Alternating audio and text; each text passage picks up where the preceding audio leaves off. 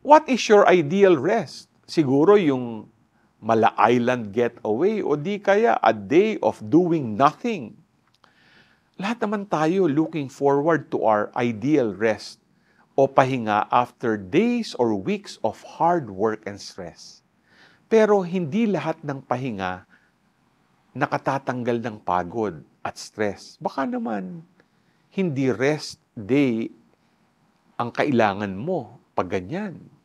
Marahil kailangan mo lang ihinga ang lahat sa Diyos tulad na lang ng paanyaya sa atin ni Jesus sa Ebanghelyo sa araw na ito.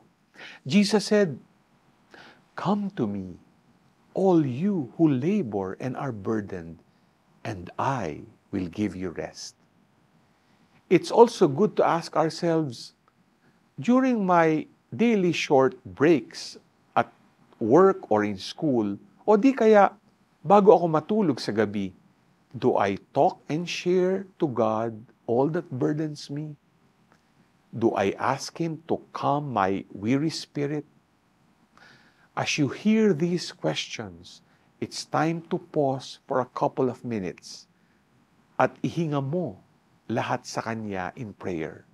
Malay mo, yan na ang pahingang inaasam-asam mo. Ano? G ka ba?